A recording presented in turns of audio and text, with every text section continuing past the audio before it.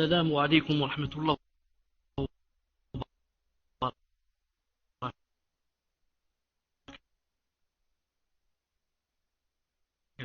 إن الحمد نستغفره ونري أنفسنا من سيئات ألا مضل له ومن يضلله فلا هادي له إلا الله وحده لا شريك له وأشهد أن محمدا صلى الله عليه وسلم عبده ورسوله. يا أيها الذين آمنوا اتقوا الله حق تقاته ولا تموتن إلا وأنتم مسلمون. يا أيها الناس اتقوا ربكم الذي خلقكم من نفس واحدة وخلق منها زوجها وبث منهما رجالا كثيرا ونساء واتقوا الله الذي تساءلون به والأرحام إن الله كان عليكم رقيبا. يا أيها الذين آمنوا اتقوا الله وقولوا قولا سديدا يصلح لكم أعمالكم ويغفر لكم ذنوبكم ومن يطع الله ورسوله فقد فاز فوزا عظيما. ألا إن أصدق الكلام كلام الله وخير الهدي هدي محمد صلى الله عليه وسلم وشر الأمور محدثاتها وكل محدثة بدعة وكل بدعة ضلالة وكل ضلالة في النار. أما بعد فحياكم الله عز وجل وحياكم الرحمن. En cette soirée du samedi 19 Jumada al-Oula 1429, ce qui concorde avec samedi le 24 mai 2008. Nous sommes, Inch'Allah Ta'ala, dans le 23e cours. Dans le 23e cours de la personnalité musulmane. Nous sommes, Inch'Allah Ta'ala, au 8e chapitre. Au 8e chapitre, son comportement vis-à-vis de ses voisins. Huitièmement, son comportement vis-à-vis de ses voisins. Naam, petit 1, parce qu'il y a 9 sous-chapitres. Naam, il y a 9 sous-chapitres. Je vérifie. 9 sous-chapitres. Naam, il y a 10 sous-chapitres. 10 sous-chapitres. Le premier sous-chapitre, vous écrivez le premier sous-chapitre. Naam. Talib al-ilm, si c'est toi qui écris, Inch'Allah Ta'ala, écris en rouge. Écris en rouge, Inch'Allah Ta'ala. Elle se conforme aux principes islamiques recommandant le bon voisinage. Elle se conforme aux principes islamiques recommandant le bon voisinage. Elle se conforme aux principes islamiques recommandant le bon voisinage. طيب. La bienfaisance et la bienveillance envers les voisins constituent un comportement qui caractérise la femme musulmane. Toute musulmane consciente des enseignements de sa religion et attachée à ses principes sait que l'islam a vivement recommandé d'entretenir de bonnes relations avec le voisin et lui a accordé un noble statut, quasi inexistant dans les autres religions et doctrines. L'ordre aux croyants d'être bienveillants envers les voisins est formulé de façon vive et explicite dans le Coran. Allah Azza wa Jal a dit dans la sourate numéro 4, verset 36, il a dit: adorez Allah et ne lui attribuez aucun associé. Agissez avec bonté envers vos pères et mères, les proches, les orphelins,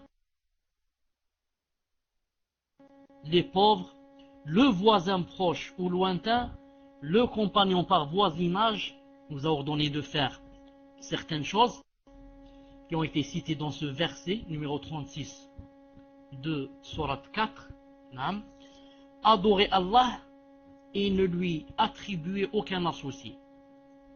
Ensuite, agissez avec bonté envers vos pères et mères, les proches, les orphelins, les pauvres, le voisin proche ou lointain, le compagnon par voisinage et le voyageur en détresse.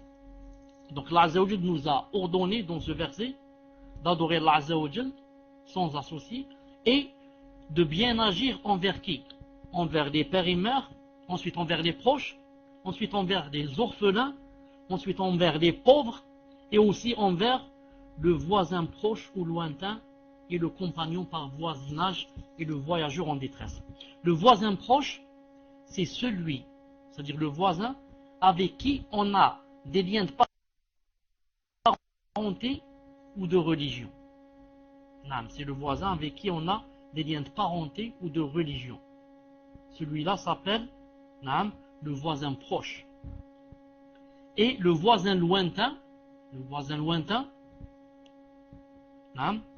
c'est celui qui n'est ni un co-religionnaire ni un proche parent. Le voisin lointain, c'est tout voisin qui n'a pas la même religion que toi, ni n'est un proche parent.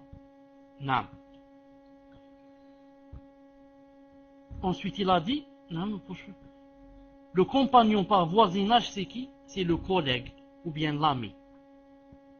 Le compagnon par voisinage, c'est le collègue ou bien l'ami. Certains ont dit, ça peut être aussi le collègue pendant le voyage. Et certains ont dit, c'est aussi l'épouse. Ainsi, le musulman doit s'acquitter des droits de voisinage envers toute personne demeurant près de lui, même si elle n'est liée à lui ni par parenté, ni par religion commune. Cet honneur accordé aux voisins, quel qu'il soit, illustre parfaitement la tolérance recommandée par l'islam.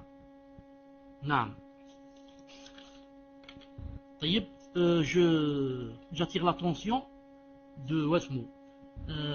Ceux qui n'ont pas le point rouge, Talib al-Ilm Ibn al-Qayyim, puisque l'un écrit en rouge, l'autre écrit en vert.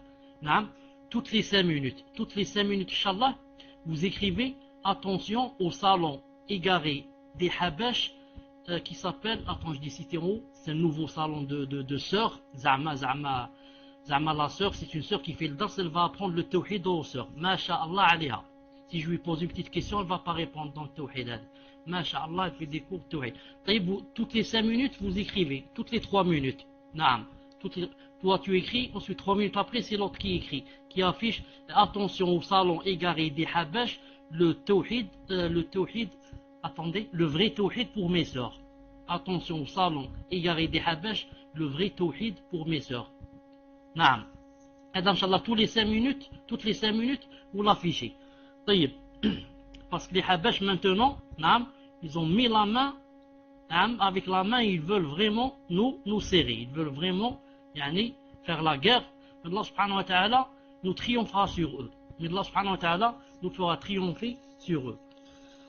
Al-Muhim.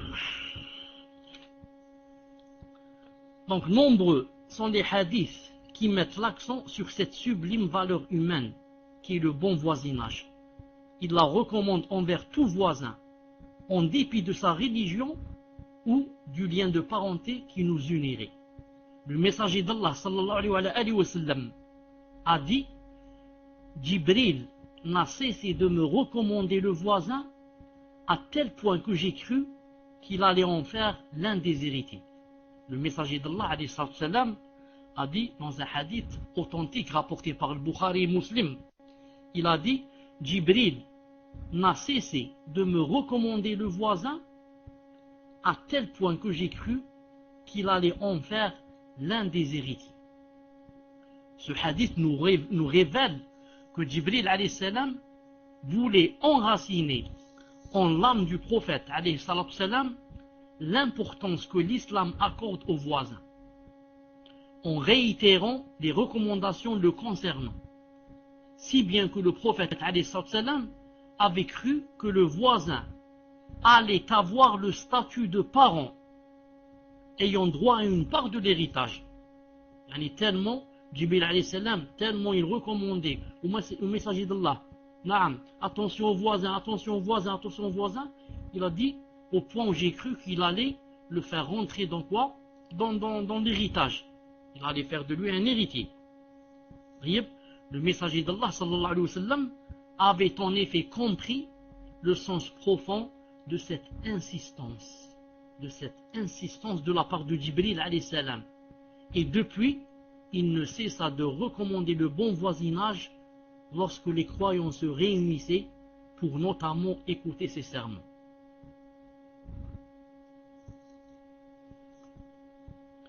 Dans le discours qu'il prononça à l'occasion de son dernier pèlerinage, le pèlerinage d'adieu, ce discours qui renferme les points essentiels qui tenaient à communiquer aux musulmans, le prophète sallallahu alayhi wa sallam n'oublia pas de mentionner les devoirs dus aux voisins. il insista tellement sur ce point que l'éminent compagnon Abu Umama radiallahu ta'ala anhu eut à son tour le sentiment qu'il allait lui accorder une part de l'héritage.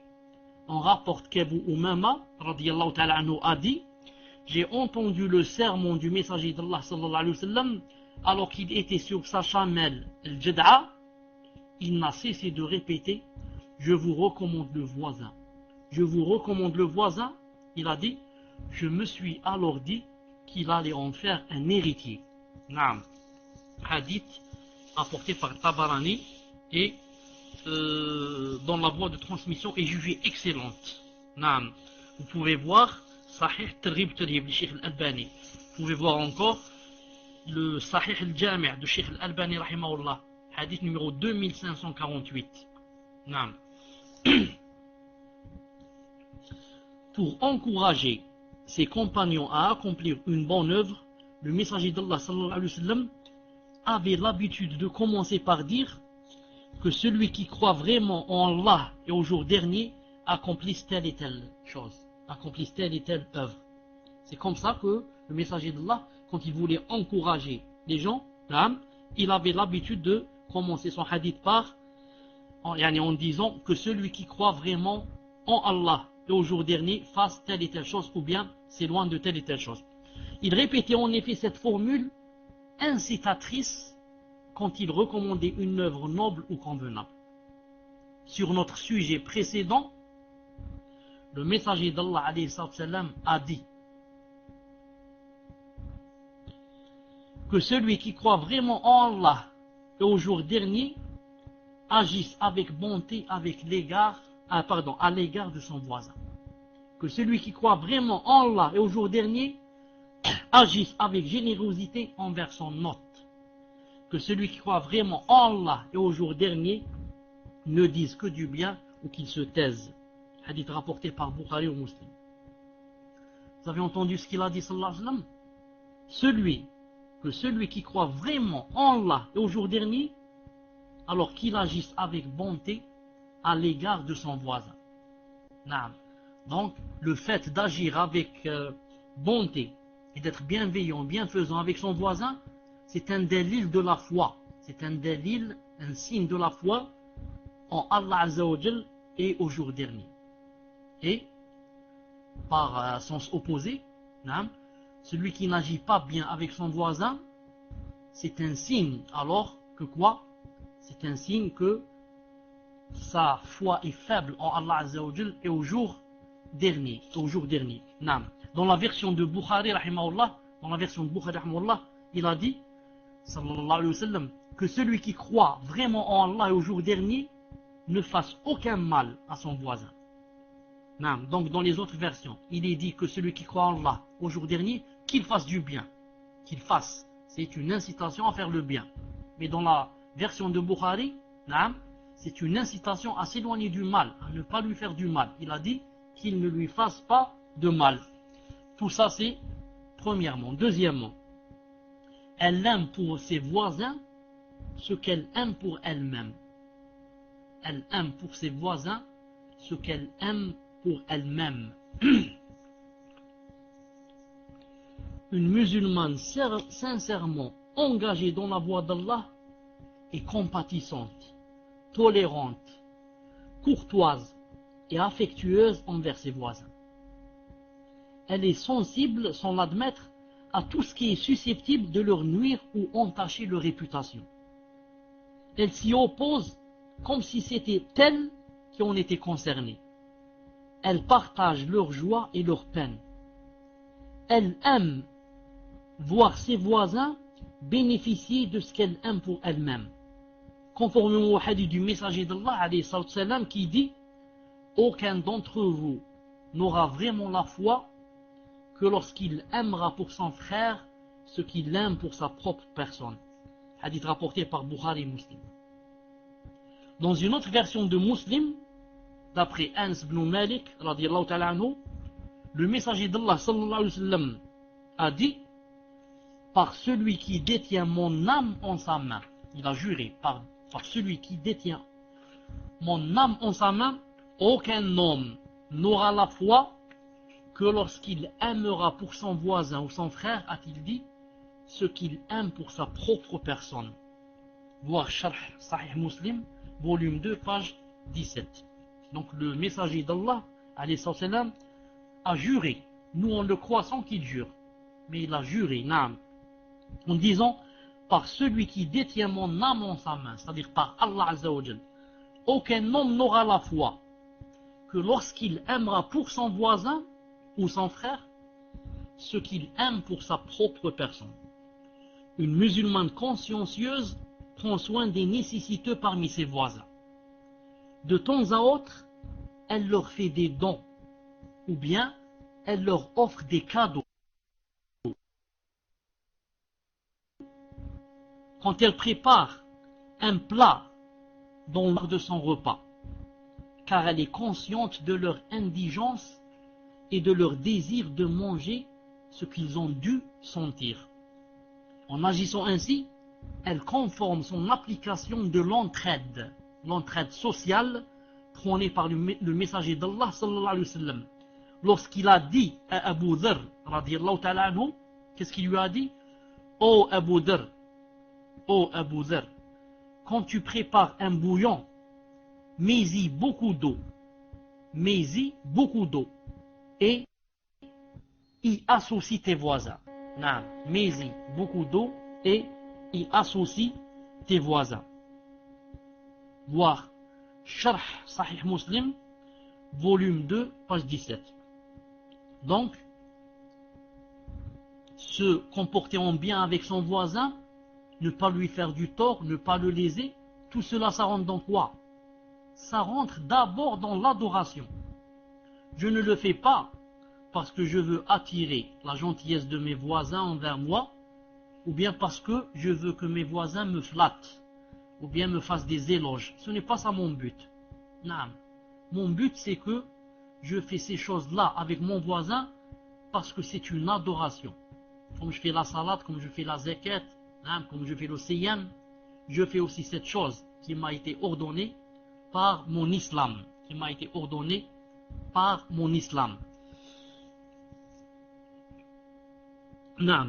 Donc, regardez ce que dit le prophète sallallahu alayhi wa sallam à Abu Dharr. Qu'est-ce qu'il lui a dit? Ô Abu Dharr, quand tu prépares un bouillon, il faut y mettre beaucoup d'eau. Ajoute un peu d'eau, comme ça, ça sera beaucoup. Pourquoi? Pour que ça te suffise, pour que tu puisses en faire goûter tes voisins. Regardez l'islam, combien qu'il donne d'importance aux gens et à l'entourage qui nous côtoient, et ici à nos voisins. Car quand tu cuisines quelque chose, ton voisin pourrait sentir l'odeur et pourrait, comment dire, ce n'est pas souhaiter, il pourrait souhaiter par exemple que tu lui en donnes. Il peut, s'il n'a pas lui de quoi manger, ou bien si son manger c'est vraiment n'importe quoi, et il a senti par exemple que chez toi il y avait par exemple de la dinde, il y avait des poissons, il y avait le canard, il y avait ces choses là, sûrement que si lui il est en train de manger juste un bouillon, sûrement que il aspirerait à ce qu'il mangerait comme tu manges toi. C'est pour ça que le messager nous apprend que dans ce cas, si on sait que notre odeur de ce qu'on a cuisiné est arrivée au nez du voisin, alors il vaut mieux lui en faire goûter. Dans une autre version, le messager d'Allah sallallahu alayhi wa sallam a dit, quand tu prépares quand tu prépares un bouillon, mets-y beaucoup d'eau. Ensuite, tâche de trouver une famille parmi tes voisins et accorde-leur une part convenable. Même chose. Voir Sharh Sahih Muslim, volume 2, page 17. Une musulmane aux sentiments raffinés par les principes de l'islam ne supporte pas de voir ses voisins vivre dans le besoin et la privation sans qu'elle ne leur vienne en aide, notamment si elle est gratifiée d'une richesse lui permettant le partage avec les autres.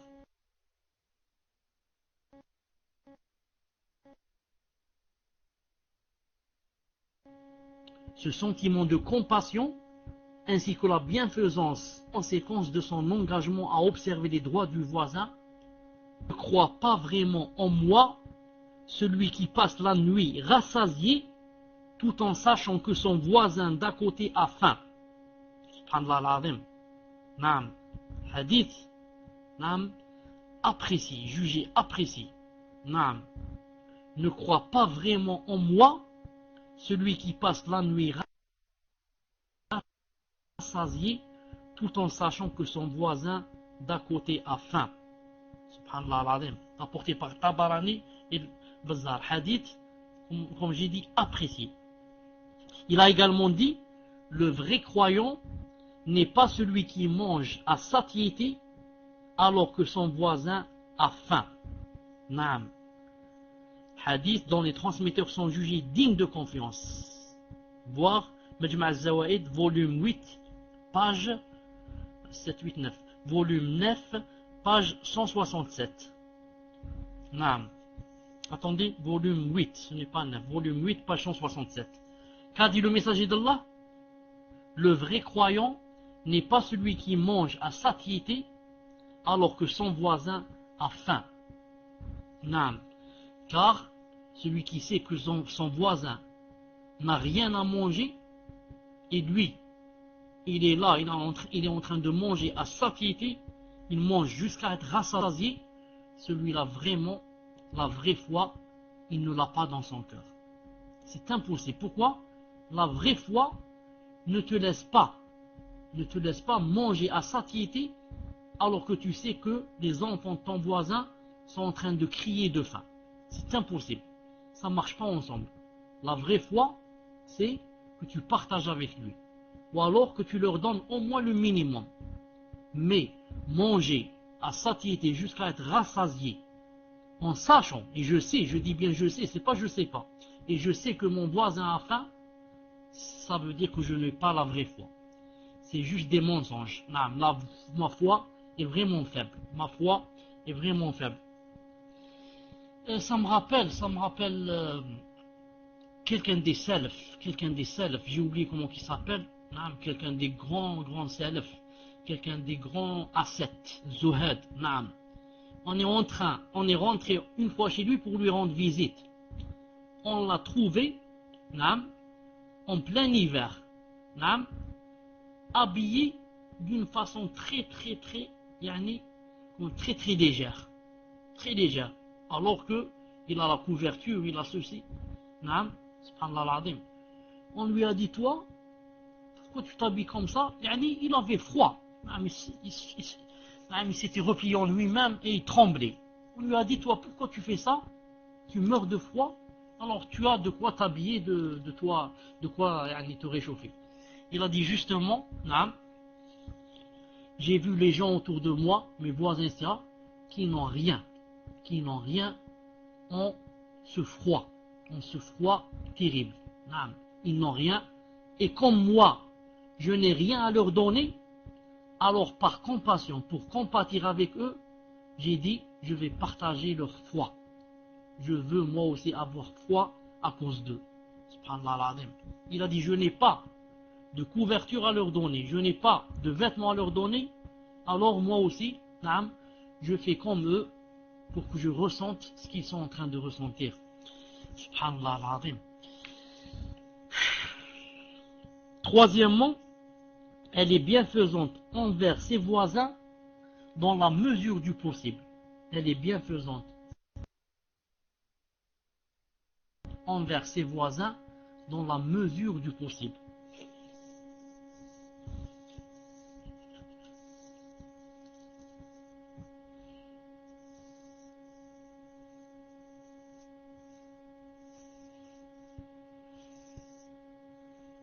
Elle est bienfaisante envers ses voisins dans la mesure du possible. J'attends, Inch'Allah, que vous écriviez. Je répète, elle est bienfaisante envers ses voisins dans la mesure du possible. Jazakallahu khayran, talibul ilm. Une musulmane qui a parfaitement compris les enseignements de sa religion n'hésite jamais quand il s'accorde à sa voisine. Elle lui offre ce qu'elle pense être susceptible de subvenir à ses besoins, quelle que soit sa quantité ou sa valeur. Elle ne doit pas minimiser son offre et l'annuler en pensant qu'elle est insignifiante, par orgueil ou par timidité. L'indisponibilité d'un don convenable ne doit pas faire obstacle à une offre censée être insignifiante, mais qui serait d'un grand secours à la voisine. Chaque fois qu'elle a l'occasion de faire part de ce qu'elle possède à sa voisine, elle doit s'empresser de le faire sans le retarder pour des considérations relevant de la vanité ou d'une mauvaise appréciation des règles du bon voisinage. L'occasion du partage avec le voisin est en effet une occasion bénéfique dont le croyant doit profiter pour acquérir la rétribution d'Allah Azza wa Jal. On ne doit donc ni l'annuler ni la reporter. Le messager d'Allah sallallahu alayhi wa sallam a dit: ô femmes musulmanes, que l'une d'entre vous ne dédaigne pas à ce qu'elle offre à sa voisine, fût-ce le sabot d'un mouton. Hadith rapporté par Bukhari Muslim.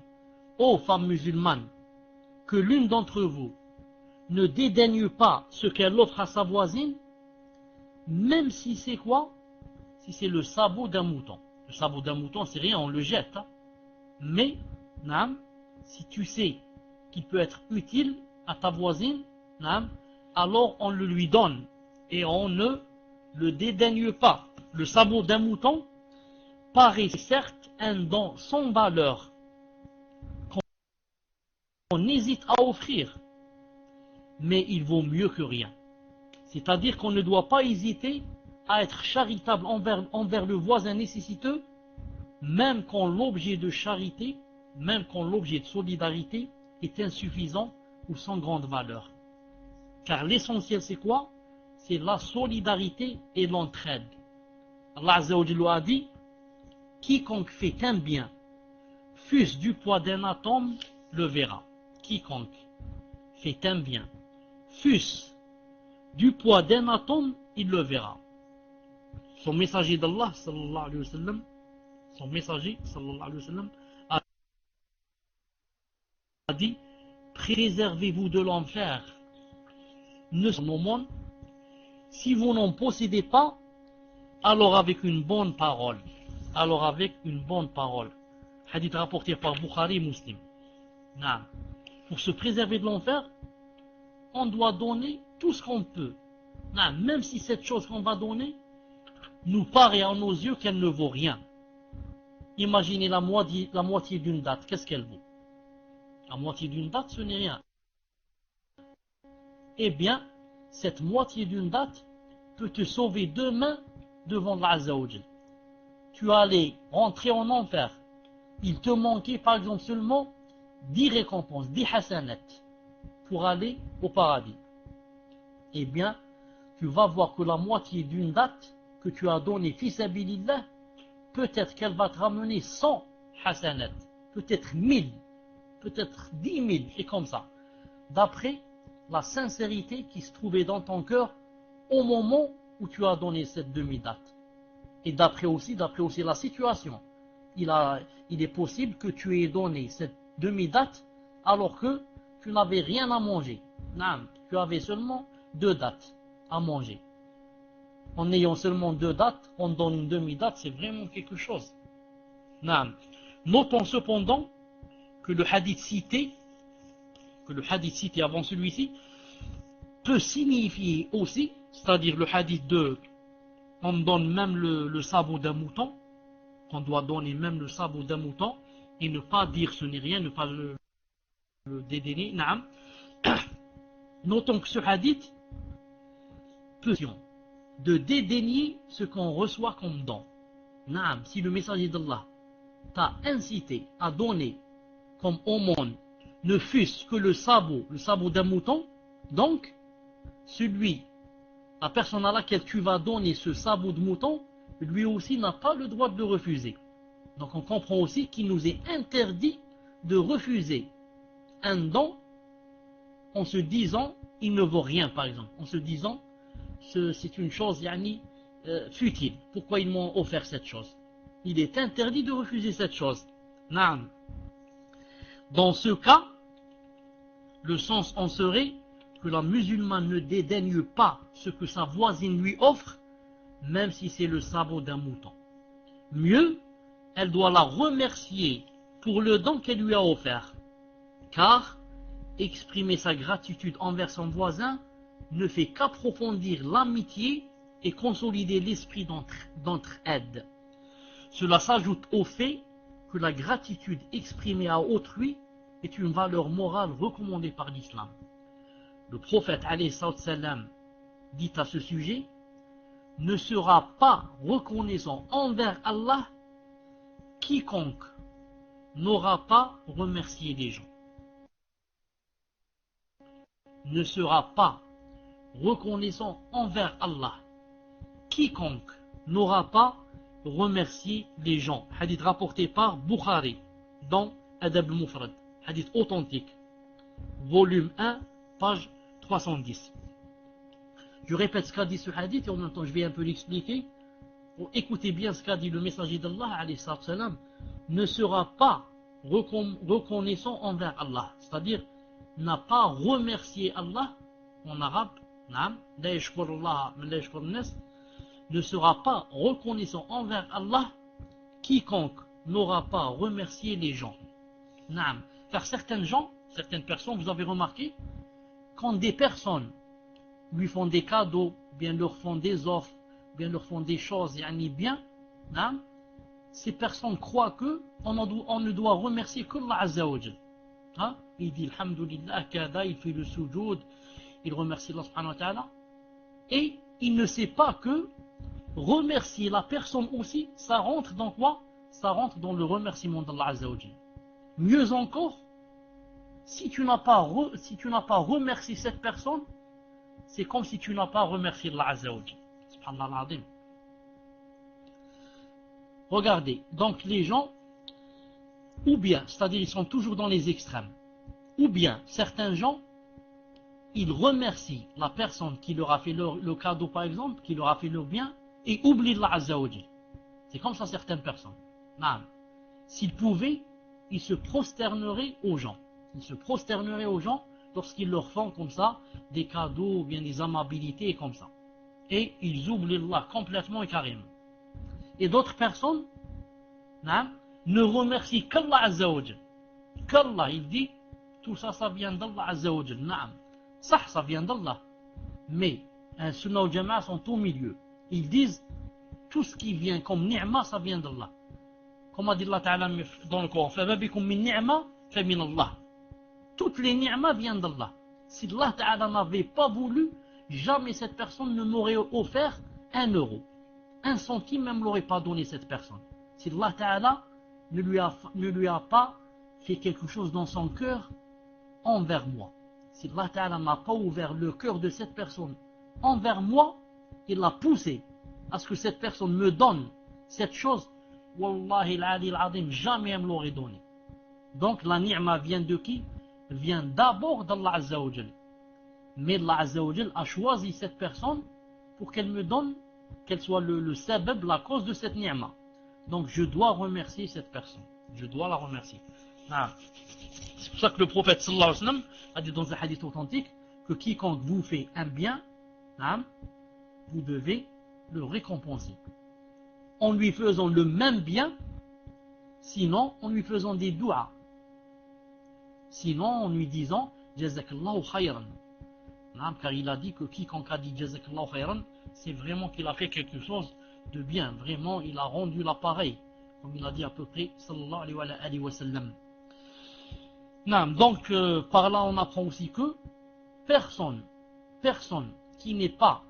aucune personne qui n'est pas musulmane, qui n'est pas croyante, ne peut apprendre à un musulman le bon comportement. Et la politesse et le respect et le bon voisinage et des choses pareilles. Jamais au grand jamais, une personne qui est mécréante ne peut m'apprendre la politesse. Comme beaucoup de gens disent, ils disent, Masha'Allah, et ils connaissent le respect, ils sont ceux-ci, ils sont Masha'Allah. Toi, si tu savais ton din, naam, ton din est beaucoup, Masha'Allah, que ce qu'ils font eux. Eux, tout ce qu'ils font, c'est ils le font pour des intérêts. Naam, ils le font pour des intérêts. Naam, ils le font pas pour Allah Azza wa Jal. Mais toi, tu fais des choses par adoration pour Allah Azza wa Jal. Je te donne un exemple, je vais te donner un exemple. Ton voisin qui est mécréant et qui est poli et qui te respecte et qui commence par te saluer, lui le premier, qui est mécréant celui-là, naam. Mais si jamais demain il se passe quelque chose, naam, il se passe quelque chose, tu lui fais mal sans le vouloir ou là, naam, tu te trouveras en prison. Et il sera ton grand adversaire au tribunal et partout. Naam. Mais en islam, non. En islam, naam, même si tu lui fais tort, naam, il sait que tu es toujours un frère dans le din. Il doit toujours te saluer. Il doit toujours, naam, ne pas couper des liens avec toi. Et comme ça. Donc le premier, pourquoi il a vite changé, le mécréant? Parce que ce qu'il faisait, il le faisait, naam, par intérêt, parce que tu es son voisin, parce qu'il doit t'attirer vers lui pour que tu le flattes, pour ceci, pour le respect. Mais le musulman, non, il fait des choses là par adoration. Par adoration. Non, il y a une grande différence. On revient à ce qu'on disait.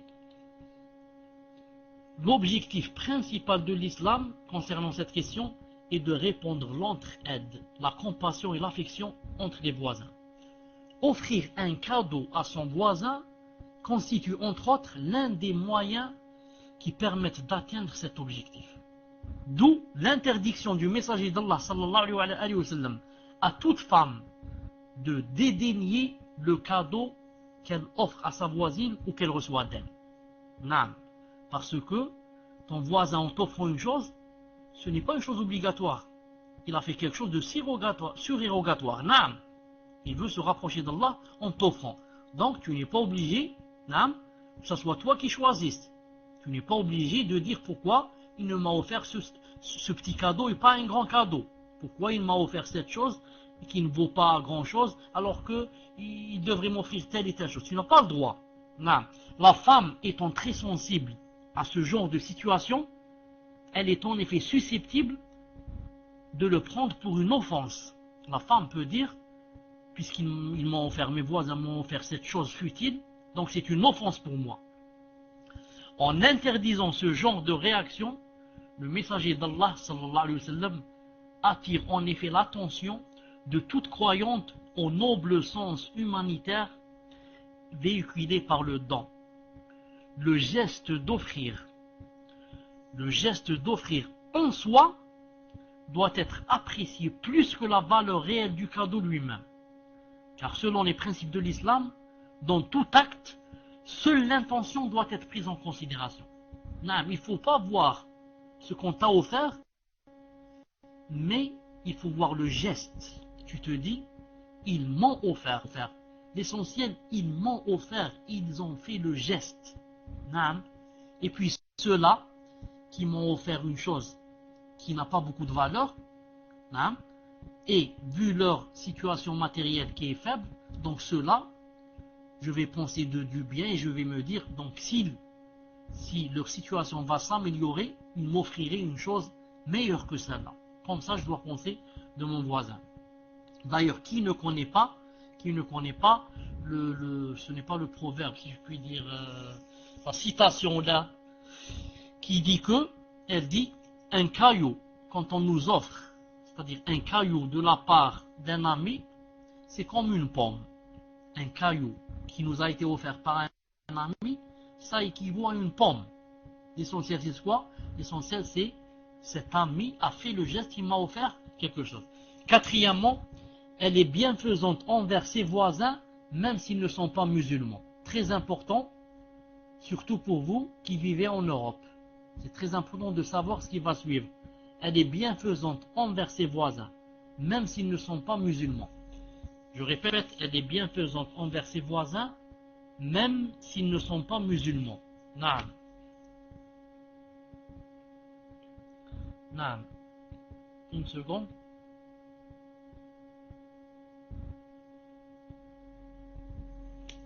طيب. L'islam, religion de tolérance, ordonne aux croyants d'être bienfaisants à tous les humains qui ne lui déclarent aucune hostilité et s'abstiennent de l'agresser, même s'ils sont mécréants. Allah Ta'ala a dit, Sourate 60, verset numéro 8. Sourate 60, verset numéro 8. Écoutez bien ce qu'Allah Azza wa Jalla a dit. Allah ne vous défend pas d'être bienfaisant, c'est-à-dire ne vous interdit pas. Allah Ta'ala ne vous interdit pas d'être bienfaisant et équitable envers ceux qui ne vous ont pas combattu pour la religion et ne vous ont pas chassé de vos demeures, car Allah aime les gens équitables. Vous voyez le verset? Allah ne vous défend pas, c'est-à-dire ne vous interdit pas d'être bienfaisant et équitable, juste, envers ceux qui ne vous ont pas combattu pour la religion et ne vous ont pas chassé de vos demeures, car Allah aime les équitables. Non. Donc nous, on ne doit pas être comme les takfiriyin. Les takfiriyin ne font pas la différence entre mécréants et mécréants. Ils disent, celui-là c'est un mécréant, classe je m'en fous, c'est un mécréant, ils sont tous pareils. Mais vous, un sunnah ou jama'a, vous faites la différence entre le mécréant qui vous combat pour la religion et vous chasse de votre maison, et le mécréant qui ne vous fait pas la guerre et qui ne vous chasse pas de votre maison. Sinon, Allah Azza wa Jalla, pourquoi il a cité ça?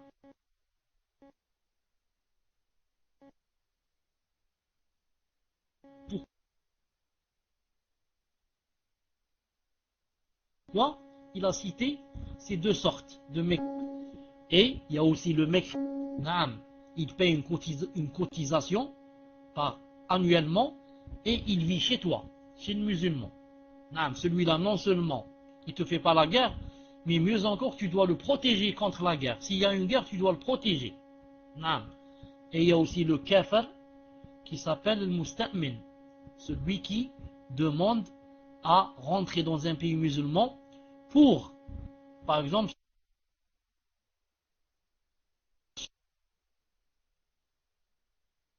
se soigner, ou bien pour travailler, ou bien pour, il a quelque chose, il a un but là-bas, et il rentre chez une personne. Le kafir avec qui on a fait un pacte, comme a fait le prophète sallallahu alayhi wa sallam, un pacte avec les kuffars de Quraysh, dans le pacte de l'Hudaybiyah, pendant 10 ans, mais qui a été vite annulé par les kuffars, bien sûr. 10 ans. Donc, il faut bien faire la différence entre un kafir qui nous fait la guerre et les autres types de principes. La femme musulmane ne limite pas sa bienfaisance aux musulmans et aux proches parmi ses voisins, mais elle élargit le cercle de sa bienfaisance et de ce comportement charitable pour y inclure les non-musulmans. Allahu Akbar, pour y inclure les non-musulmans. Naam. Donc, nous, on n'est pas des takfiriyoun. On fait la différence entre qui?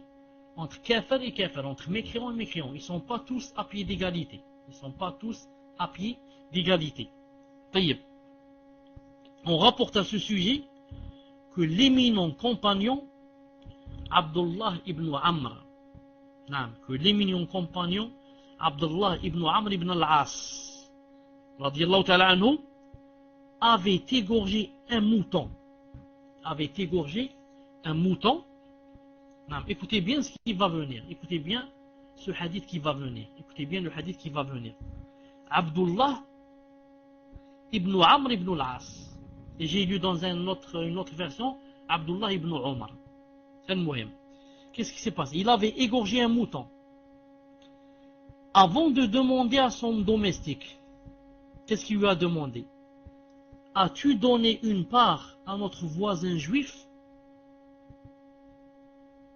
Il lui a demandé, as-tu donné une part à notre voisin juif? Car j'ai entendu le messager d'Allah sallallahu alayhi wa sallam dire, Jibril alayhi salam n'a cessé de me recommander le voisin à tel point que j'ai cru qu'il allait en faire l'un des héritiers. Hadith sahih, il faut voir, sahih Tirmidhi de Sheikh Al-Albani rahimahullah, 1943, hadith 1943.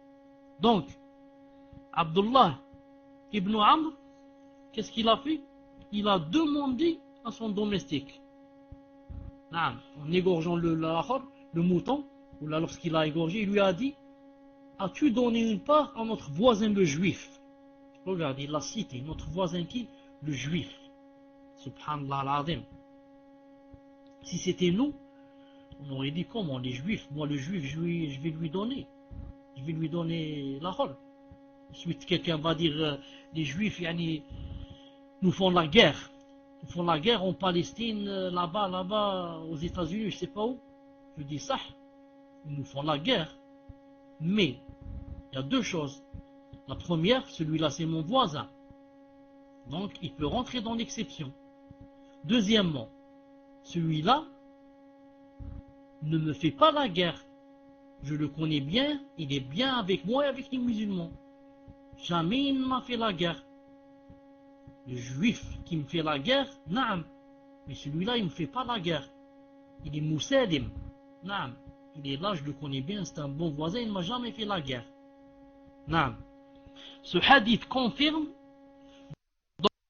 donc clairement la bonté et la bienveillance que l'islam accorde à ses protégés parmi les gens du livre, juifs et chrétiens, vivaient en paix avec les musulmans. En terre d'islam, ils n'ont joué leur honneur. Ils ont plutôt toujours bénéficié du bon voisinage des musulmans et de leur bienveillance. Naam. Taïb. Je vais voir si je m'arrête là. Taïb. Cinquièmement, Inch'Allah ta'ala, et j'arrête là parce que ensuite ça commence quoi? Qui ne se comporte pas bien avec ses voisins. Celle-là, on la laisse pour la prochaine fois, Inch'Allah ta'ala. Maintenant, on va parler, cinquièmement, dans sa bienfaisance, elle accorde la priorité au voisin le plus proche. Dans sa bienfaisance, elle accorde la priorité au voisin le plus proche. Taïb. Ce titre, Inch'Allah ta'ala, Ibn al-Qayyim, ce titre, comment vais-je dire, ce titre, copie-le, et laisse-le, Inch'Allah ta'ala, dans quelque part. Laisse-le quelque part, comme ça, dans le prochain dars, Inch'Allah ta'ala, on va commencer par ce titre, Inch'Allah ta'ala. Subhanakallahumma bihamdik, shahadu an la ilaha illa ant, astaghfiruka wa atubu ilayk. On commence par Umayya, et j'espère que Anis 7 est prêt, ou là, est prête, et ainsi que Abdillah. Tafadlal, on commence par le premier, Inch'Allah. Vous vous occupez, Inch'Allah ta'ala, d'érider et de raider. Tafadlal. Salam alaikum wa rahmatullahi wa barakatuh. Du son, Inch'Allah. Salam alaikum, cheikh. J'ai fait des études d'infirmière et en ce moment, je suis en stage comme infirmière à domicile. Je dois me rendre au domicile des patients pour les soigner. Le stage durera 2 mois et c'est le dernier stage de ma formation. Le problème, c'est que parfois je me rends au domicile de patients hommes et il m'arrive de me retrouver toute seule avec le patient. De plus, pour certains soins, je vois les parties intimes des patients, hommes ou femmes. Les hommes me serrent la main pour me dire bonjour et je fais 30 minutes de trajet en voiture pour arriver dans la région où je travaille. J'ai envie d'arrêter mon stage car je ne veux plus continuer comme ça. Mais la plupart des gens me disent de continuer car on a besoin d'infirmières dans la Ummah. Je ne sais plus quoi faire. Que me conseillez-vous? Quelques infos. Je travaille avec mon voile et je ne peux pas choisir que des patientes femmes. Barakallahu fikum, cheikh. Tafaddal, inshallah. Wa alaykum salam wa rahmatullahi wa barakatuh. Fi sawt. Alhamdulillah. Naam. En fait, ce que fait cette sœur, surtout lorsqu'elle dit qu'il lui arrive qu'elle voit les parties intimes des hommes, naam, c'est une chose en fait très grave. C'est une chose en fait très grave pour une femme. Et vice versa, bien sûr. Mais je voudrais, moi, poser une question de ma part. Naam, je voudrais lui poser une question de ma part. Naam. Si elle s'arrête du stage, est-ce que, c'est-à-dire, qu'est-ce qu'elle va perdre exactement quand elle s'arrête du stage? Qu'est-ce qu'elle va perdre exactement? C'est-à-dire, elle va perdre qu'elle ne va pas avoir le diplôme, ou bien qu'est-ce qu'elle va perdre exactement? J'attends sa réponse. Naam, j'ai compris. Je sais que c'est leur condition, naam. C'est-à-dire qu'auparavant, il ne fallait pas accepter la condition. Naam. Quand on allait commencer ce stage, un stage pareil, on sait qu'il va nous mener à des choses pareilles, c'est-à-dire qu'il ne fallait pas rentrer dans ce stage. Il ne fallait pas rentrer dans ce stage. En fait, l'homme n'a pas le droit de soigner une femme quand ce sont des soins qui ont rapport avec des parties intimes. Et vice versa, la femme avec l'homme. C'est pour ça que on ne laisse cela en islam que vraiment quand on est vraiment dans la grande quoi, dans la grande nécessité. Et que la femme risque de mourir, par exemple, si elle va accoucher, elle risque de mourir et il n'y a qu'un homme. Et l'homme rentrera à la dernière minute pour la sauver, par exemple, pour accoucher. Mais maintenant, de nos jours, c'est devenu très facile. Surtout pour certaines femmes qui n'ont pas beaucoup de foi. Elle peut par exemple choisir ou elle peut aller dans une clinique où il n'y a que des femmes et elle s'en fout. Elle se dit moi je vais n'importe où. Je m'en fous que ce soit un homme qui me fasse accoucher ou bien une femme. Il y en a qui sont comme ça, qui sont vraiment faibles de foi et qui ne cherchent pas la femme.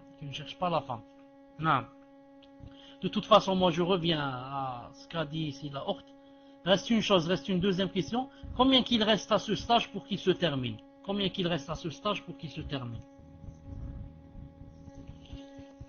Un mois.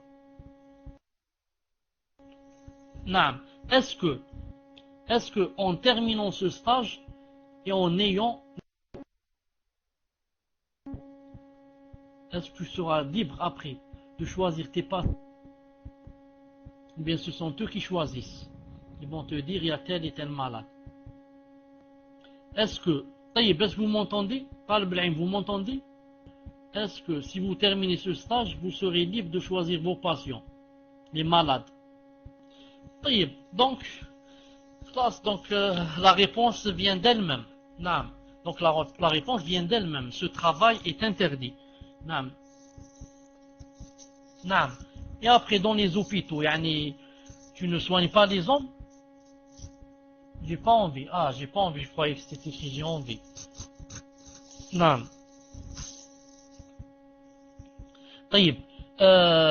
Puisqu'il ne te reste qu'un mois, je ne voudrais pas me hâter. Puisqu'il ne reste qu'un mois, je ne voudrais pas me hâter et te dire d'arrêter. Et je ne voudrais pas d'un autre côté, te dire de continuer. C'est pour ça que je préfère que je cherche quelques jours, Inch'Allah Ta'ala, pour te rendre la réponse. Je prendrai, Inch'Allah Ta'ala, quelques jours pour te rendre la réponse, Inch'Allah Ta'ala. Anis 7, تفضل.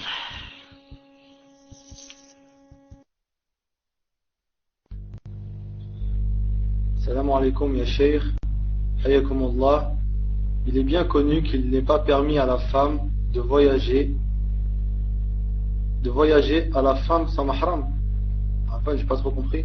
Il est bien connu qu'il n'est pas permis à la femme de voyager sans mahram, mais est-ce qu'il est permis à plusieurs couples de voyager ensemble en regroupant les frères dans une voiture et les femmes dans une autre voiture, sachant que les voitures se suivent. Cela est-il considéré comme un voyage avec son mahram pour la femme? Et donc, est-ce que cela est permis? Barakallahu fikum. Tafaddal, Cheikh.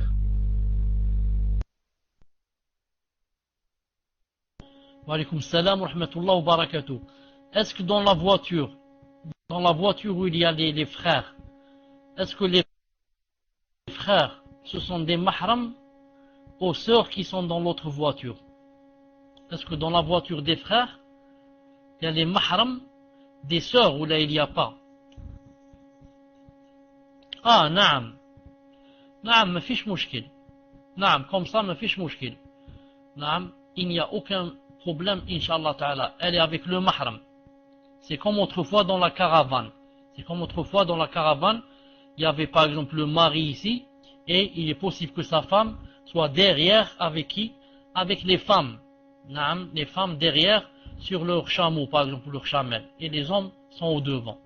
Ma fi ay mouchkil, Inch'Allah Ta'ala. Tfadal le prochain.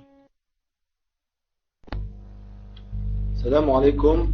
On voit beaucoup de musulmans ne pas entrer dans une room d'autres musulmans car ils ne se parlent pas. Cela est-il permis? Barakallahu fikum, Cheikh. Tafaddal, Inch'Allah. Ah, c'est pas fini. Donc je continue, Inch'Allah. Salam alaikum. On voit beaucoup de musulmans ne pas entrer dans une room d'autres musulmans car ils ne se parlent pas. Cela est-il permis en sachant que ce sont des salafis? Barakallahu fikum. Tafaddal, Inch'Allah, Cheikh. Wa alaykoum salam wa rahmatullah wa barakatuh. En principe, quand les choses arrivent à ce point, ça veut dire que l'un des deux n'est pas vraiment sur la salafiyya.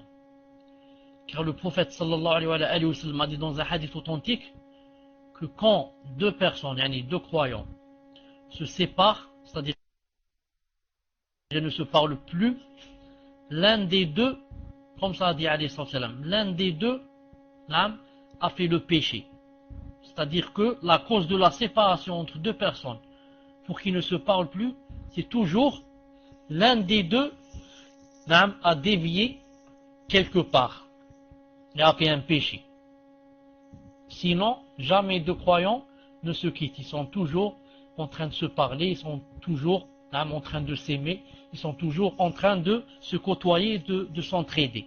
Maintenant, si deux personnes ne se parlent plus, l'un des deux a fait un péché, comme a dit le messager d'Allah sallallahu alayhi wa sallam. Donc normalement, une personne, même si je ne lui parle pas, mais si je sais par exemple qu'elle a de la science, je dois rentrer dans son salon et l'écouter. D'ailleurs, si j'étais sincère, quitte à changer mon pseudo, mais je rentre dans le salon et je prends le ilm qu'il a, bi'idnillahi azza wa jal. Si j'étais sincère, entre parenthèses. Naam. Tfadal. Salam alaikum, Cheikh. C'est Anaïs, Inch'Allah. Salam alaikum. Quel est le tafsir du hadith qui dit que les actes du musulman sont suspendus jusqu'à ce qu'il fasse sa hijra?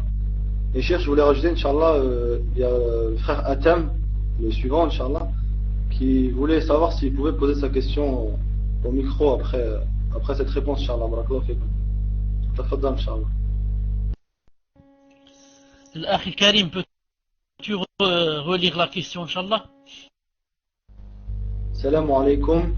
Quel est le tafsir du hadith qui dit que les actes du musulman sont suspendus jusqu'à ce qu'il fasse sa hijra? Tafaddal, Inch'Allah.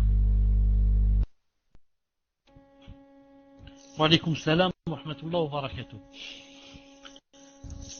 Vous savez que les fois où on a parlé de hijra, sont tellement de fois, que des fois on n'éprouve pas beaucoup de dynamisme à parler sur la hijra.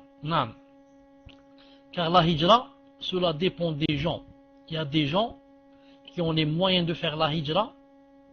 Il y a des gens qui sentent qu'ils vont couler et qui malgré cela, ils ne veulent pas quitter le pays de mécréance. Ceux-là, leurs actes sont suspendus jusqu'à ce qu'ils fassent la hijra. Pourquoi? Parce que il se voit en train de se faire du mal. Mieux encore, il se fait du mal, il va couler, il va tomber dans la perdition, et il reste. Et il dit, moi je reste là. Ça me plaît ici chez les kuffars. Non. C'est pour ça que, enfin je préfère ne pas vous décourager. Je préfère ne pas vous dire combien qu'il y a de frères et de sœurs qui ont dévié du chemin. Allah subhanahu wa ta'ala al-afiyya, qu'Allah azza wa jalla nous en préserve. De toute façon, sachez que la vie dans un pays de mécréance, pour un frère et une sœur, c'est un grand danger. Et que, tant que vous êtes dans un pays de mécréants, chaque soir, quand vous allez dormir, chaque soir jeudi, avant de vous mettre dans le lit, juste lorsque vous vous mettez dans le lit, levez les mains et remerciez Allah azza wa jalla d'avoir fait salat al-isha et d'avoir fait salat al-witr et de n'avoir rien fait pendant cette journée de grands péchés. Pour ne pas avoir bu l'alcool, ne pas avoir fait la zina, ne pas avoir jeté le hijab et le djilbab. Chaque nuit, vous devez remercier Allah. Et chaque matin, lorsque vous vous levez, vous devez demander à Allah et l'implorer pour qu'il vous guide jusqu'à ce que vous teniez le coup jusqu'au soir. Jusqu'au soir, bi'idna azza wa jal. Car le messager d'Allah sallallahu alayhi wa sallam a dit que, dans le hadith que vous connaissez tous en ce sens, que il arrivera un temps où le croyant, le matin il est croyant et le soir il devient kafir.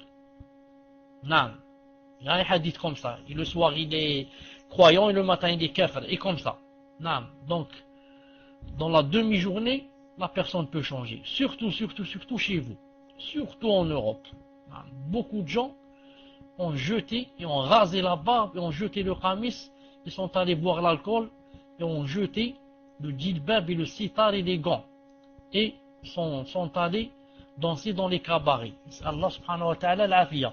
Qu'Allah ta'ala nous préserve, qu'Allah subhanahu wa ta'ala nous en préserve. Donc toute personne qui a les moyens de faire la hijra et ne veut pas la faire, et qui en plus de cela sait que, ou bien sent que elle va couler, cette personne, ses actes sont suspendus, ses actes d'adoration, jusqu'à ce qu'elle quitte le pays. Wallahu ta'ala alam. Atfadal inshallah le prochain. Youssef 38, Inch'Allah, c'est à vous. Youssef 38. Salam alaikum, akhi. Naam, c'est moi avant, akhi. Barakallahu fik. Jazakallahu khair, Cheikh. C'est pour poser, Jazakallah, 3 questions, akhi. Barakallahu fik. Première question concernant le sujet. J'ai demandé pour le micro, ça. Barakallahu fik. Je demandais à akhi Talib al-Ilm si Cheikh peut me laisser la poser au micro. À Talib al-Ilm. Naam. J'ai demandé pour, Barakallahu fik. Concernant le sujet, Cheikh, naam. Une question, Inch'Allah. Par exemple, quand on a des voisins, nos voisins, c'est en bas, en haut, à droite, à gauche, c'est des mécréants. Et parfois il y a des disputes, par exemple, entre les conjoints. Et ils peuvent entendre nos disputes. Est-ce qu'on rentre dans le hadith du prophète sallallahu alayhi wa sallam?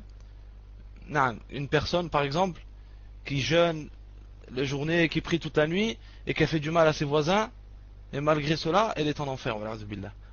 Donc, concernant les disputes, et que nos voisins, mécréants, ils nous entendent, donc, est-ce qu'on leur fait du tort ou pas? Deuxième, par rapport à... le frère, il a dit une question, donc je laisse le micro, Inch'Allah. Une prochaine fois, je poserai la deuxième, Inch'Allah. C'est l'autre. Salam alaikum. Barakallahu fik. Alaykoum salam wa rahmatullahi wa barakatuh. Atem, écrit numéro 1 si tu m'entends, parce que c'est moi qui vais te poser la question maintenant. Tu es là avec nous, Inch'Allah? Alhamdulillah. Je vais te poser la question parce que je n'ai pas bien compris pour me dire si c'était ça ta question. Non. Ensuite, regarde. est-ce que tu veux dire que, par exemple, moi je me dispute avec ma femme et les voisins mécréants m'entendent. Est-ce que le fait qu'ils m'entendent, je rentre dans le hadith qui dit que, c'est-à-dire Allah Ta'ala, par exemple, me voiler et moi je me suis dévoilé, quelque chose comme ça? Est-ce que tu veux dire ça? Aïe, naam, akhi. Concernant s'ils m'entendent ou si, c'est-à-dire ça les dérange les bruits qui tapent une fois ou deux fois. Et est-ce qu'on rentre dans le hadith du prophète sallallahu alayhi wa sallam que c'est la personne, la femme qui jeûne et qui prie, qui prie toute la nuit et qui a fait du mal à son voisin et elle est en enfer malgré cela. Barakallahu fik. Jazakallahu khair. Wa alaykoum salam wa rahmatullahi wa barakatuh.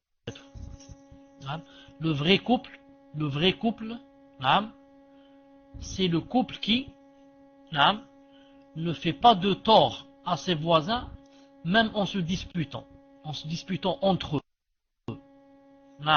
Il arrive qu'un couple se dispute, c'est fréquent, c'est très fréquent même. C'est très fréquent même.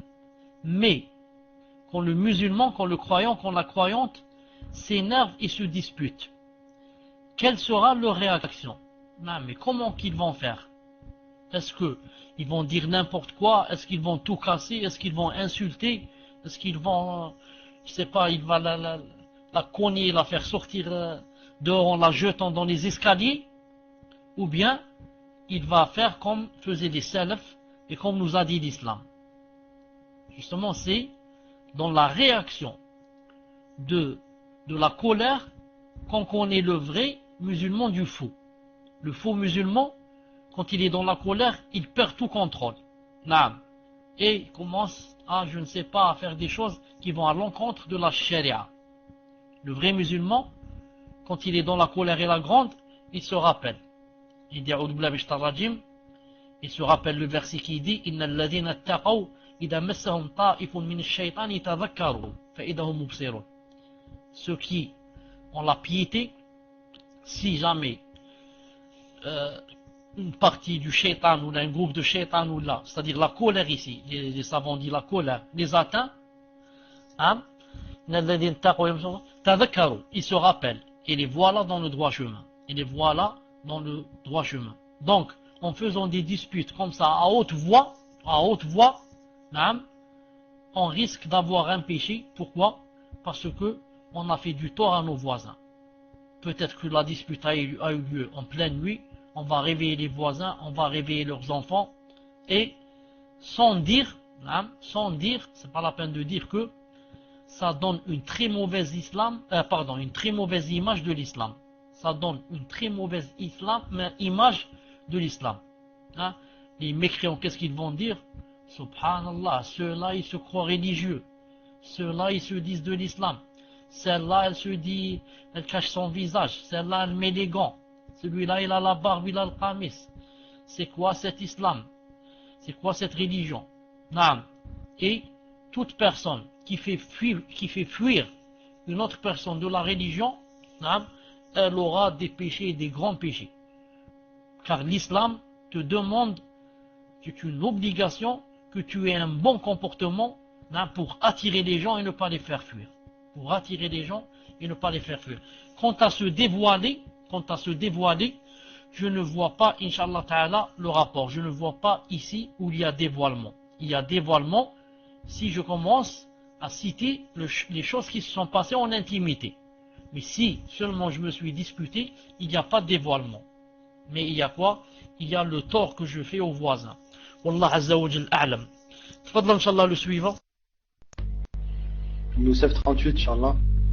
Assalamu alaikum ya Sheikh. Ahsan Allahu ilaykum. Les conversations vidéo sur internet sont-elles permises, entre parenthèses avec la webcam, ou bien ceci rentre dans le hadith concernant les images? Barakallahu fikum. Tafadal Inch'Allah ya Sheikh. Wa alaykum salam wa rahmatullahi wa barakatuh. Il me semble, Wallahu ta'ala a'lam, je dis 3 fois Wallahu ta'ala a'lam, que ce n'est pas interdit. Si on le fait dans ce qui est licite. Si on le fait dans ce qui est licite. Il me semble, Allah Ta'ala Alam, qu'il n'est pas interdit, car c'est quelque chose en direct. Car c'est quelque chose en direct. Je suis en train de voir la personne en direct. C'est pour ça qu'il est permis de voir les savants en direct à la télévision, quand ils sont en train de faire les doros et comme ça. Wallahu Ta'ala Alam. Tfadlal, le suivant, Inch'Allah. Salam alaikum ya Cheikh. Quelle est la partie du corps qu'une sœur peut montrer à une autre sœur, surtout au niveau des bras, car ici les sœurs croient que c'est jusqu'à l'os de l'épaule. Pouvez-vous me donner les sources pour que je leur transmette? Barakallahu fikum, de mettre 1 si c'est votre question est finie, Inch'Allah. Tafadal, Cheikh, Inch'Allah. Wa alaykum salam wa rahmatullah wa barakatuh. Est-ce que vous m'entendez? Alhamdulillah. Naam. Une sœur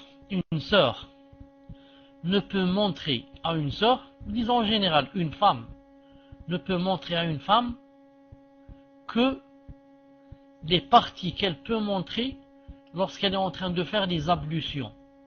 Je l'ai dit une fois, 2 fois, 3 fois, je le répète. Une femme ne peut montrer de son corps à une autre femme que les parties qu'elle peut lui montrer, qu'elle montre lorsqu'elle fait des ablutions devant, par exemple, une femme. En ajoutant seulement 2 ou 3 choses. Donc, une femme peut montrer à une femme, qu'est-ce qu'elle peut lui montrer? Elle peut lui montrer son visage, car elle met de l'eau sur son visage pour faire des ablutions. Elle peut lui montrer les bras jusqu'au coude, et elle peut lui montrer des cheveux, ses cheveux, car elle met de l'eau sur ses cheveux, et elle peut lui montrer ses pieds jusqu'aux chevilles. Maintenant, on va ajouter, comme j'ai dit, 2 ou 3 choses. Par rapport aux bras, quand j'ai dit jusqu'au coude, elle peut montrer ses bras jusqu'au milieu. Le milieu entre l'épaule et le coude. Vous voyez le coude? Ensuite, je monte jusqu'à l'épaule, jusqu'à la moitié. À la moitié, elle peut lui montrer. La moitié qui se trouve entre le coude et l'épaule. Et pour les pieds, elle peut montrer plus haut que... Attendez, elle peut montrer plus haut que la cheville, jusqu'à la moitié du tibia. Car Allah Ta'ala, quand il a parlé de la femme et il a dit que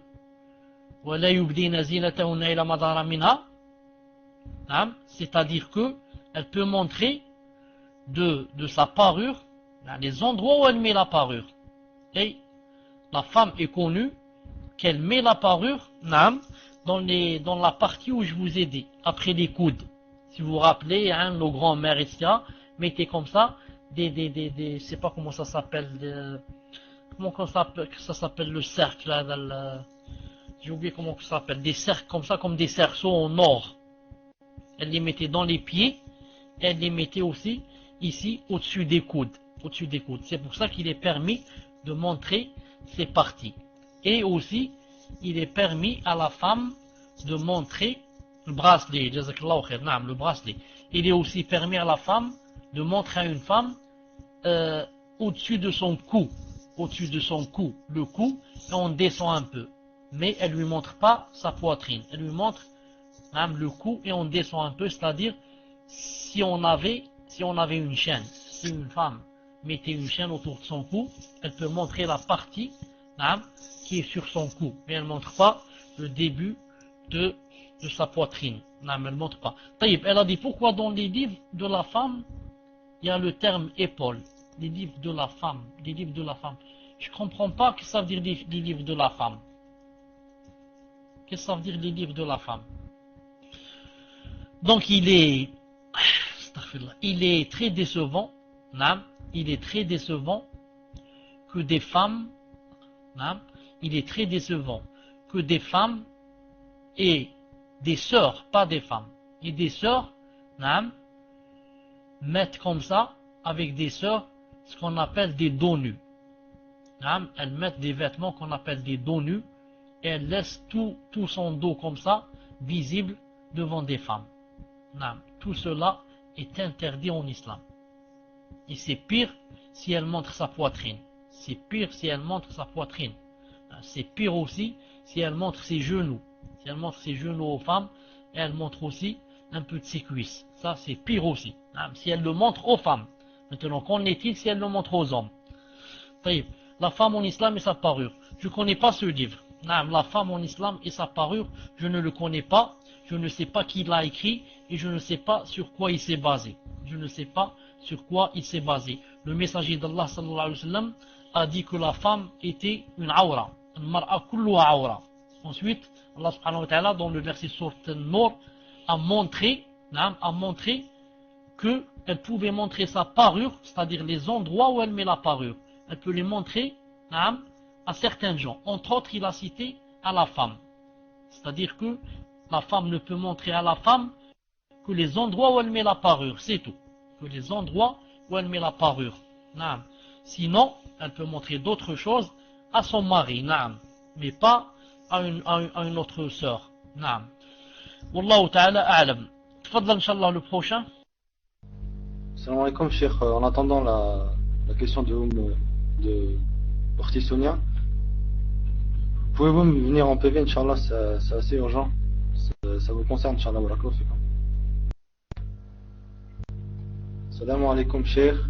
Une fatwa de Cheikh Ibn Baz, rahimahullah, indique qu'il n'est pas permis d'inventer des blagues selon le hadith du prophète sallallahu alayhi wa sallam qui dit: malheur à celui qui raconte des blagues mensongères pour faire rire les gens, malheur à lui, rapporté par Abu Daoud et At-Tirmidhi. Est-ce que le fait de comparer, de taquiner une personne et qu'elle en rigole entre dans cela, ou de raconter une personne et qu'elle en rigole entre dans cela, ou de raconter une histoire imaginaire divertissante pour les enfants par exemple, entre dans ce hadith, ou supposer quelque chose de peu probable pour plaisanter n'est pas permis? Qu'Allah vous récompense de m'éclairer à ce sujet. Barakallahu fikum. Tafaddal inshallah. Naam. Alaykoum salam wa rahmatullahi wa barakatuh. En fait, il y a un hadith où le prophète sallallahu alayhi wa sallam a dit en ce sens, d'ailleurs il est sahih, il est dans Abu Daoud, le Cheikh Al-Albani, sahih Abu Daoud et les autres, où le prophète a dit en ce sens que malheur à celui qui ment pour faire rire les gens. Malheur à lui, 3 fois.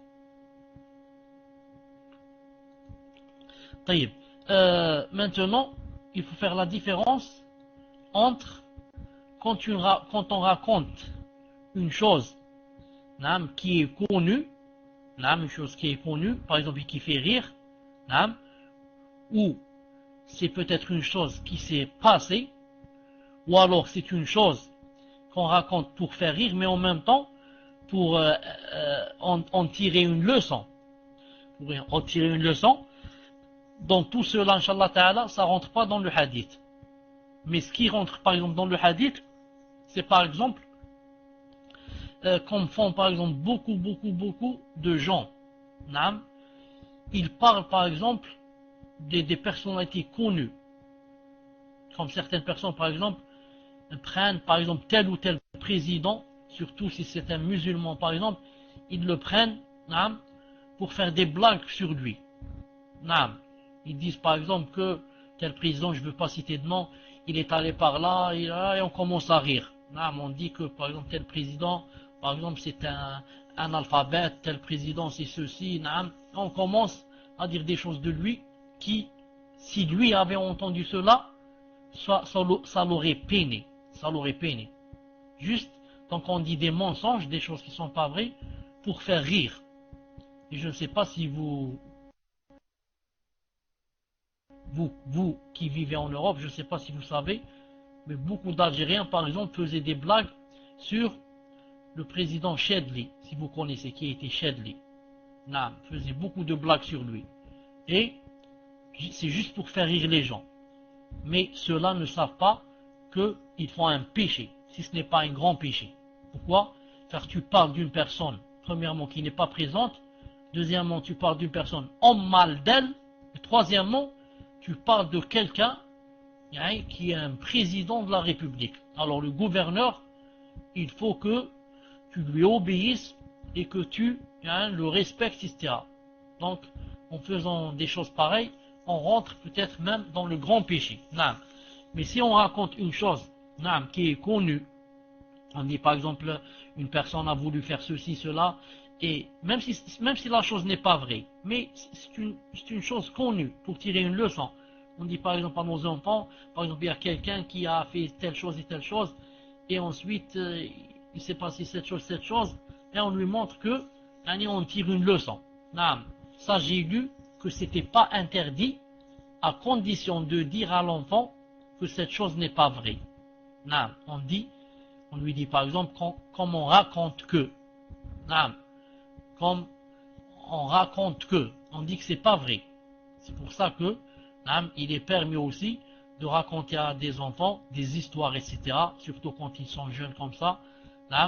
Ils aiment beaucoup qu'on leur raconte des histoires. Des histoires sur un ours, sur la gazelle, sur je ne sais pas, la girafe, sur des choses peut-être qui n'existent pas, et tu lui racontes des histoires en lui disant que ce n'est pas vrai. Moi, je le faisais beaucoup avec mes enfants. Ils aiment beaucoup quand je leur raconte. C'est un film qui ne s'arrête pas et je commence à inventer des choses. Un film qui ne s'arrête pas. D'ailleurs, je leur dis demain on continue, après-demain et comme ça. Ça se termine pas. Mais je leur dis attention, ce n'est pas vrai ce que je vais vous dire. C'est juste pour vous faire plaisir, je vais dire n'importe quoi, attention, je vais raconter n'importe quoi. Et je raconte comme ça sur des animaux, que le lion a voulu manger la gazelle a dit je vais me sauver, ceci, cela, je commence à inventer. Mais je leur dis attention, ce n'est pas vrai. Attention, ce que je vous raconte, ce n'est pas vrai. Donc l'interdit c'est quoi?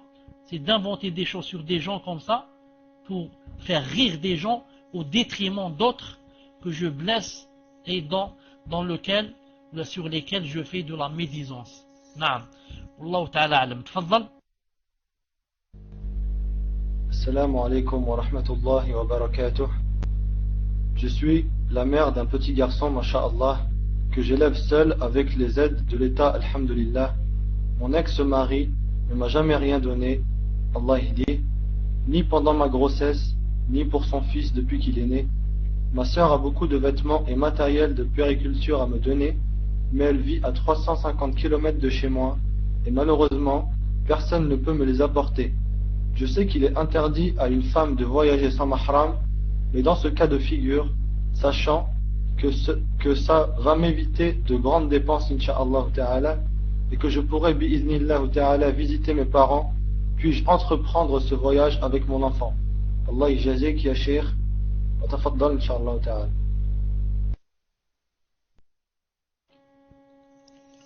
Wa alaykum salam wa rahmatullahi wa barakatuh.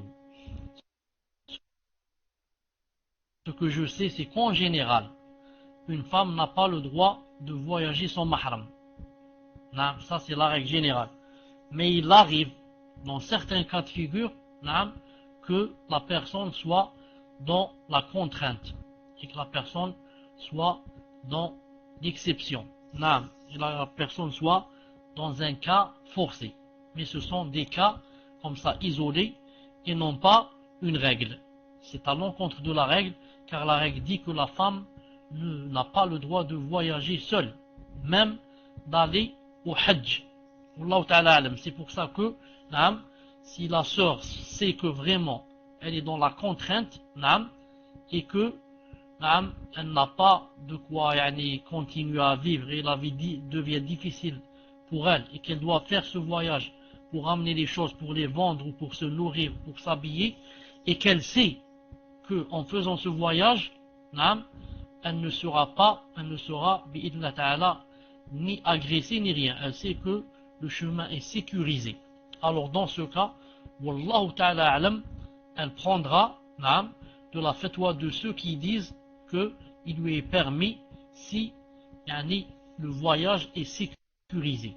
Elle prend dans le cas de l'avis qui dit qu'il lui est permis si elle sait que le voyage est sécurisé, mais elle ne le fait pas tout le temps. Elle le fait seulement pour cette fois si elle est dans la contrainte, pour ne pas tendre la main et demander aux gens de leur donner de l'argent, mais elle le fait seulement car elle est dans la contrainte et c'est seulement pour elle. Ce n'est pas une réponse comme ça générale à toute sœur qui veut faire le voyage, elle peut le faire sans mahram. C'est spécialement une réponse à cette sœur, à elle-même, à Aliya, na'am, pour son cas personnel. Wallahu subhanahu wa ta'ala a'lam. أتوقف هنا إن شاء الله تعالى. نعم je dois m'arrêter ici. جزاكم الله خيرا. Je vous laisse إن شاء الله تعالى في حفظ الله. Et je demande à Allah Azza wa Jalla qu'il nous préserve tous et toutes des fitna, نعم, et qu'il nous préserve, نعم, des péchés, et qu'il nous illumine nos cœurs, et qu'il nous descende sa sérénité dans notre cœur, et Tuma'nina et le khushu', et qu'il nous aide dans nos tâches, et qui nous aide à accomplir nos adorations dans la façon la plus parfaite, Bidna Azza wa Jal, qui nous donne l'ikhlas, qu'ils éloignent de nous des problèmes, qu'ils éloignent de nous des problèmes, Bidna Azza wa Jal, et je demande à Allah subhanahu wa ta'ala qu'il allonge notre vie dans son obéissance.